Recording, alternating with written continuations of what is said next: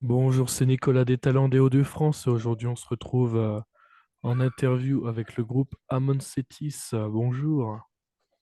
Bonjour, Alors, bonjour à tous. dans un premier temps, je vais te laisser d'abord présenter un peu le groupe hein, en quelques lignes. Amon Cetis. Eh ben, le groupe commence à avoir pas mal d'années, puisque le groupe a été formé en 2007. Donc ça fait 17 ans déjà d'existence. Et le groupe évolue dans un style métal progressif aux influences orientales. L'idée, c'est que j'ai créé un concept sur l'Égypte ancienne et notamment sur la pseudo-légende de la sixième et de la septième dynastie égyptienne, donc 2180 avant Jésus-Christ. Et voilà, et on l'a mis en musique avec une formation classique, on va dire, avec guitariste, bassiste, batteur, clavier et puis chant. Très bien. Alors, Voilà. quelles sont vos influences musicales? Alors, elles sont diverses, mais c'est vrai qu'on évolue pas mal dans un style, allez, power metal, Symphony X, Dream Theater, Iron Maiden, pour être un peu plus classique. Mais il y a aussi des influences un peu diverses. Pour ma part, moi, je suis très influencé par Devin Townsend, Pain of Salvation, ce genre d'artistes. Euh, voilà, après, des influences également un peu plus classiques, genre Deep Purple, Black Sabbath. Enfin, et puis chaque musicien a ses propres influences, donc ce qui donne une originalité dans la manière de composer, dans la composition de toute notre musique. D'accord. Effectivement, moi, j'aurais ressorti effectivement Iron Maiden et Devin Townsend. On le ressent dans le chant aussi. Dans le chant, c'est Ouais, très, on va dire, symphonique, ça chante bien, quoi. Donc, on ressent la patte un peu d'influence là-dedans, quoi. ouais, tout à fait. Bah, j'adore un chanteur comme Russell Allen, c'est une de mes influences principales. Après, c'est vrai que aussi dans le concept et dans le timbre de voix, on retrouve un peu du Mirat aussi, ce genre de choses, quoi. D'accord. Alors, justement, vous pouvez également nous parler un peu des projets qui sont sortis. Il y a eu pas mal, il y a eu deux projets, j'ai vu essentiellement, qui sont tournés, du coup, vous me disiez, sur l'Égypte, hein, c'est ça, un peu ancienne. Oui, oui, tout à fait, ouais, c'est vraiment un univers qui a été créé de toutes pièces euh, à la suite d'une légende de la fin de l'Ancien Empire avec la reine Nitocris qui aurait existé, hein, donc ça reste vraiment, vraiment du conditionnel. Et derrière, il y a très peu de traces historiques sur la septième dynastie égyptienne, donc j'ai créé tout un univers à travers ça. Et on l'a mis en musique bah, dès les premiers albums. Donc on retrouve le premier album, on l'a sorti en 2011, donc Part 1 de Prophecy. Ensuite, Part 2, c'était The Final Struggle, qui est sorti en 2014. Et en 2020, on a sorti un préquel, donc qui raconte un peu la genèse de toute cette histoire que j'ai créée autour du pharaon Amon-Sétis. Donc ça s'appelle Part 0, Nitocris, The Queen with Golden Hair. Et en termes de projet, là, on repart sur la suite de l'histoire, donc partie 3, part 3. Le titre de l'album n'a pas encore été dévoilé, mais il est tout fini et il va sortir à l'automne. Voilà par rapport à ça. D'accord, très bien. Quelle est justement votre façon de composer un peu, notamment bah, pour tout ce qui est paroles, composition? Comment vous procédez? Est-ce que vous composez d'abord tout ce qui est instrumental ou alors on commence déjà par l'écrit à peaufiner les phrases en fonction des histoires que vous racontez? Eh ben c'est une réelle combinaison en fait de tous ces éléments dont tu viens de parler. Mais on part quand même à partir du concept. C'est-à-dire que je crée à peu près le synopsis de l'histoire qui va se dérouler durant l'album. Et ces mots, ces écrits, ces idées de chansons influencent forcément le guitariste et le claviériste, qui sont les deux principaux compositeurs. Moi, je suis un petit peu plus sur les arrangements par rapport à tout ça. Mais oui, essentiellement, c'est le guitariste qui compose, allez, on va dire à 80%, à 20% le claviériste. Et puis derrière, il y a les arrangements que je peaufine par rapport au concept qui va se créer autour. Mais effectivement, on part un peu plus du concept et des écrits qui va influencer le côté musical. D'accord. Est-ce que vous avez justement des objectifs à réaliser, comme une certaine scène ou un duo avec un artiste ou autre? On a toujours une scène qu'on souhaite décrocher. Jouer au Hellfest, ce serait vraiment une concrétisation de tout notre travail. Sachant que en plus de ça, sur le côté live, on a tout un côté spectacle et théâtral. Donc ce serait vraiment une belle récompense de jouer sur ce genre de scène. Mais il n'y a pas que le Hellfest, hein, il y a plein de festivals, où on a toujours la volonté et le désir de décrocher ce genre de concert. Donc voilà, nous, on a eu la chance par le passé de faire des belles scènes, notamment au PPM Fest en Belgique, où on a joué avec Saxon, Therion, tout ce genre de gros groupes. Ou alors un festival à la Firemaster en 2022, on a joué avec Trust, avec Phil Campbell, le guitariste de Motorhead. Donc c'est vrai que c'est des scènes comme ça qu'on aimerait décrocher le plus possible. D'accord. Donc, comme vous disiez tout à l'heure, en plus, il y a un album qui arrive là au mois de... Enfin, en automne. Pour l'instant, il n'y a pas encore de date précise, mais on sait qu'il arrive déjà Non, ouais, en fin d'année, on va dire, en automne. ouais. Euh, Alors, est-ce que vous avez justement des moments précis, un peu mémorables, vécus lors d'un concert ou d'autres, à partager, à travers cette interview? J'en ai tellement des, euh, des souvenirs, mais ouais, je vais revenir sur la Belgique. C'était vraiment incroyable de participer à un tel festival avec bah, toutes les idoles que j'ai, de partager des moments, de se retrouver derrière à boire des bières ouais, ouais, avec ses idoles, c'est tellement génial. Après, il y a des bons souvenirs avec notamment la tournée avec Mirat en 2013 était vraiment exceptionnelle. Les deux tournées qu'on a fait avec Vandenplass aussi, c'était vraiment super. Voilà, après, il y a également le Very Prog Festival, qui est un super festival sur Toulouse, où on a joué avec DGM, Caligula's Horse. Et la salle était blindée, on a vraiment passé de sacrés moments. Mais ça, c'est on va dire, les souvenirs positifs. Alors, bien évidemment, il y a aussi des souvenirs négatifs ou des concerts où il n'y avait personne, ou des concerts euh, où, euh, où tout le processus de la date de concert s'est mal passé. On en a, mais ce qu'il faut garder en mémoire, c'est les bons souvenirs. Exactement.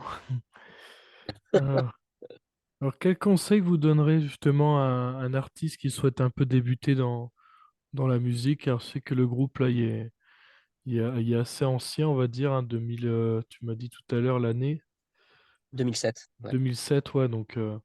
qu'est-ce que tu donnerais comme conseil justement à quelqu'un qui souhaite débuter dans la musique?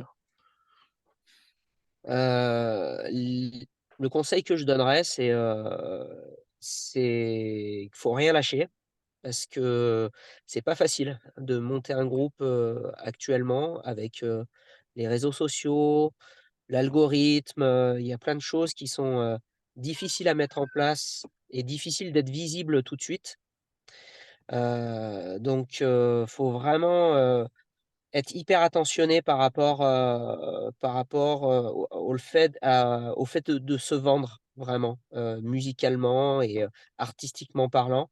Après, il faut être humble aussi, essayer d'accepter, bah, certaines choses, certaines conditions. Des fois, c'est pas facile, de décrocher des dates de concert.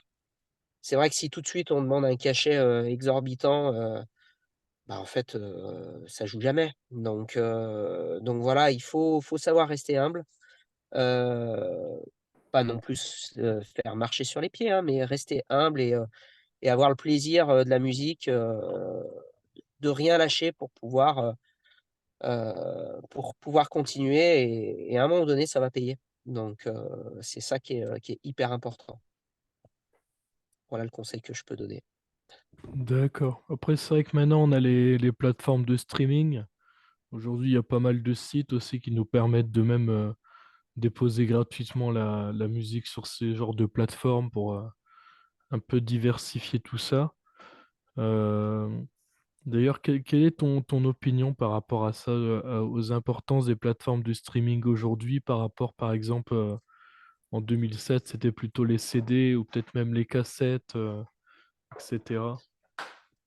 Bah, j'ai un avis bien tranché sur la question. C'est que c'est bien pour la diffusion, mais pour l'artiste, on s'y retrouve absolument pas. Donc c'est-à-dire que, pour moi, le son est merdique, ultra compressé, donc ça met pas en valeur l'artiste et on gagne 0,06 centimes, par écoute, par streaming.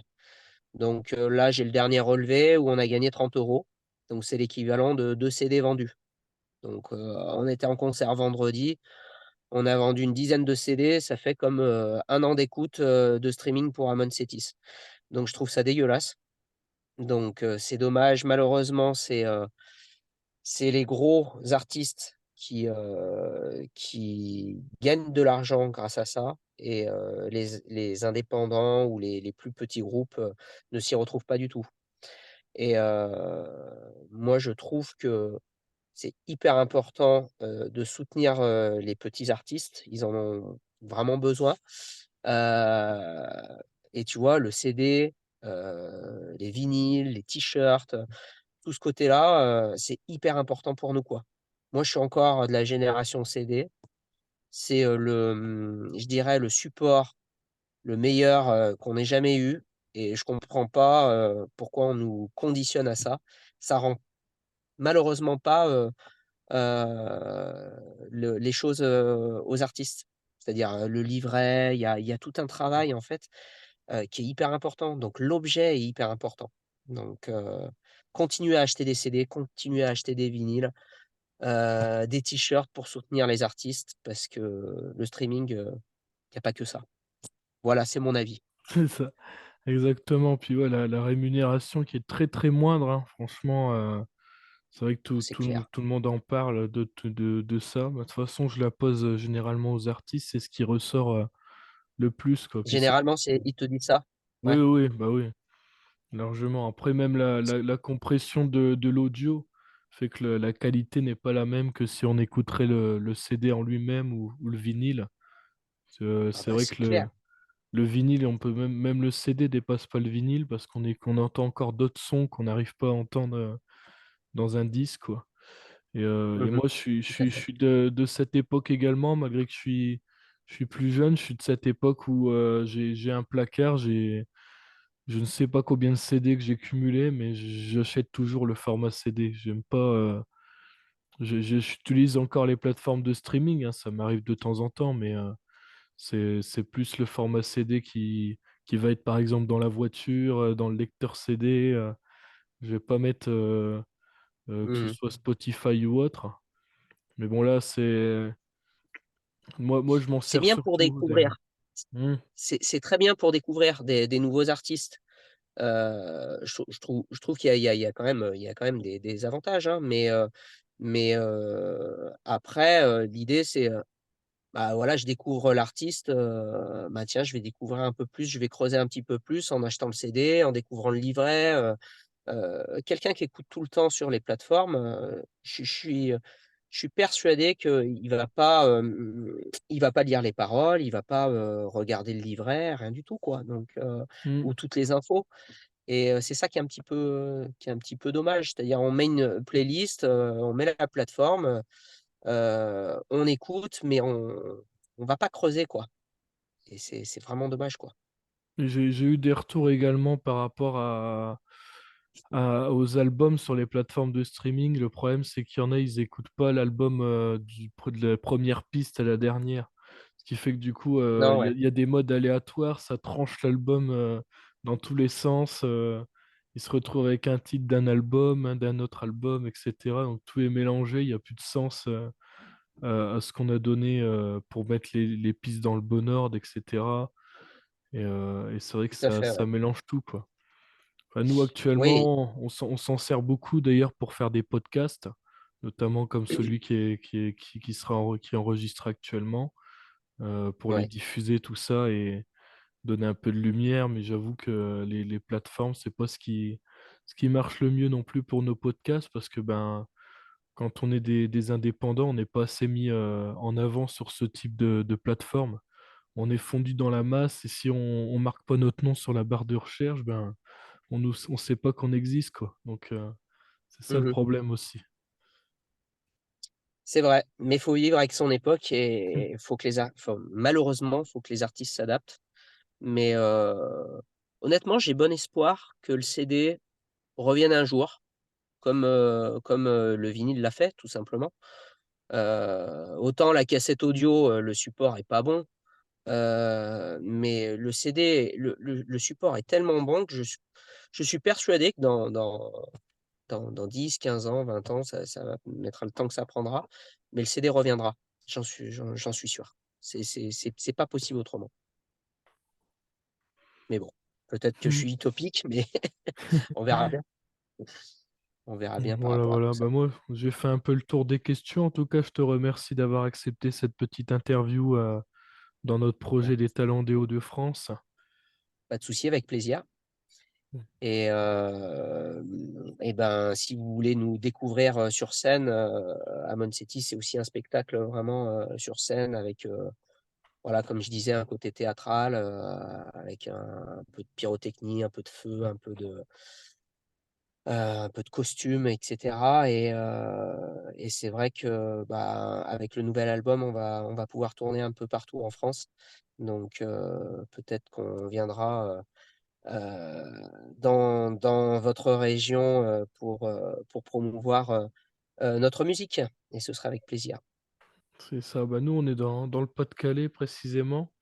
Mais moi, je Ouais. vise un peu ce podcast un peu pour. À la base, c'était vraiment pour tous les groupes qui étaient dans les Hauts-de-France. Mais après, je me suis un peu diversifié à peu près à tout le monde. On a reçu des gros comme des petits artistes, hein. On a eu dans la scène métal, j'ai fait pas mal d'artistes, hein, Black Bombay, Tagada Jones, etc. C'est pas mal Ouais, d'artistes des grosses scènes, mais ouais, on aime tout bien à se fait. diversifier un peu avec tout type d'artistes, tout univers, que ce soit dans le métal, le rock, etc. Vraiment, on est très diversifié, quoi. C'est pour ça on est à peu près les seuls à faire ça. Actuellement, à mélanger un peu tout univers. Parce que je vois beaucoup d'interviews, mais c'est vraiment dans un genre précis, quoi. Il y a pas. Si on veut rentrer et qu'on n'est pas de ce type de musique, ben on peut pas, quoi. Donc, tandis que nous, on prend tout le monde. N'hésitez pas Mmh mh, d'ailleurs mmh. à envoyer vos candidatures si vous écoutez l'émission. Parce qu'on prend vraiment de tout, hein. Même, ça peut même arriver de prendre du rap, du jazz, on a déjà eu. On a eu de tout, quoi. Donc, il n'y a pas de souci, il y a de la place pour tout le monde, on va dire. On fait ça avec notre temps libre, notre cœur, pour aider les artistes, et puis c'est avec plaisir, quoi. Voilà, Et bah, voilà. c'est super. Très bien. Bah, en tout cas, je te souhaite une très bonne journée, puis bah, je vais mettre fin Et bah, là, merci beaucoup. à l'émission. Merci à tous ceux qui nous ont Merci écoutés. Merci et à bientôt. N'hésitez pas à écouter, Amon Setis surtout, sur tous les supports. À bientôt. Bientôt.